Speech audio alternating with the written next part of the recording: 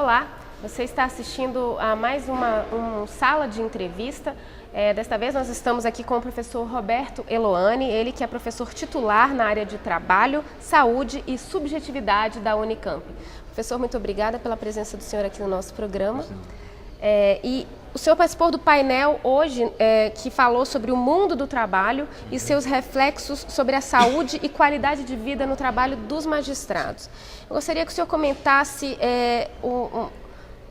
uma frase que o senhor falou na sua palestra, que foi sobre identidade, que nós temos identidade à medida que o outro nos enxerga, né? A nossa identidade é como o outro nos enxerga. Eu queria que o senhor fizesse esse link, como que isso pode interferir tanto para o bem, tanto para o mal, na qualidade de vida, no caso dos magistrados. Bem, eu acho que essa questão que você levantou, ela é uma questão fundamental. Por quê? Quando a gente fala em identidade, tradicionalmente se pensa que identidade, quem dá é a pessoa, você já nasce com uma identidade, a minha identidade, eu perdi a identidade, enfim, você tem toda aquela velha conversa, né, que nos faz acreditar, primeiro, que a identidade não muda. Quer dizer, que é uma coisa estática, fechada, o que é uma mentira. Em segundo lugar, que nós somos totalmente responsáveis, melhor dizendo, os únicos verdadeiramente responsáveis sobre a nossa identidade. Também não é verdade. Em verdade, quem constitui a nossa identidade, basicamente, são os outros. São eles que dizem quem nós somos. E nós acabamos, pouco a pouco, por nos ver, por nos enxergar através dos olhos dos outros, não é? Isso na questão do magistrado, propriamente dito, é muito importante, porque o magistrado ele sempre teve uma figura, um grau de representação muito elevado, socialmente dizendo. Né? Então ele acaba tendo um compromisso com a excelência, com a galhardia, com o ser perfeito, muito forte. É ele, principalmente, o que mais se cobra. Independente das metas a serem cumpridas, das avaliações justas, injustas, absurdas, não é apenas essa questão.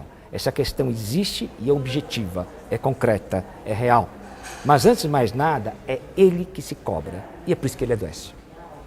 Porque à medida que ele vai se vendo pelos olhos dos outros e a população começa a cobrar mais, a imprensa, a cada dia que passa, é mais cruel, muitas vezes até perversa em relação a esse profissional, ele não se reconhece, ele começa a ter o quê? Um conflito de identidade, qual seja, acaba existindo uma distância entre a identidade virtual, explicando aquela identidade que foi construída pela própria pessoa dele, pela sua família, pelas pessoas que o rodeiam, e a identidade real, que a população é no cotidiano, é quando ele vai ao supermercado com a esposa, é quando ele vai no final de semana viajar, as pessoas que dizem, puxa, mas eu estou com um processo há 10 anos que não anda, o que vocês estão fazendo?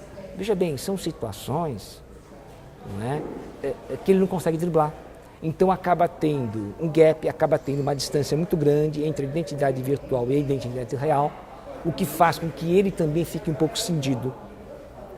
É daí que as cobranças aumentam, porque o sentimento de angústia aumenta, ele tentando superar esse sentimento de angústia, ele ainda produz mais, por mais que ele produza, ele não consegue chegar ao patamar ideal, enfim, ele começa a ter aquilo que a gente chama de uma identidade deteriorada, uma identidade que foi sendo desgastada. Ele não se reconhece mais, imageticamente falando, naquela função. Pelo menos não como ele concebia, excelente, perfeita, magnífica. E daí vem o adoecimento. Não é à toa que os casos de depressão são elevados, não é à toa que o burnout, que é um estresse cronificado, não dá para explicar aqui, é complexo, mas basicamente é um estresse cronificado, né? Cada vez mais acomete o magistrado e não é por acaso que a família, que é quem está mais próxima ao magistrado, também adoece. Né? Haja vista um número de desentendimentos entre casais de magistrados, né, que começam muitas vezes uma vida de uma forma muito positiva, se amando, se gostando, se entendendo, colaborando, e pouco a pouco vão se desentendendo, pouco a pouco vão se estranhando, este é o nome correto, vão se estranhando, e nenhum, nem outro se reconhece. Né? Nem o magistrado reconhece o cônjuge, outrora tão compreensível, mas se esquece que ele mudou totalmente seu estilo de vida, nem o cônjuge reconhece mais aquele magistrado, aquela magistrada, não é? Que afinal de contas, outrora estava presente em casa, estava presente com filhos, estava presente com ele ou ela e agora está distante. E quando eu falo distante, é objetivamente falando, concretamente e do ponto de vista psicológico. Não é? Como duas juízas me disseram, quando eu as entrevistei, uma disse: professor, quase ao choro, eu lhe confesso que o meu casamento acabou. O meu marido chegou e falou: eu não suporto mais uma juíza que é juíza 24 horas por dia. Eu acho que essa frase diz muito bem o que está acontecendo.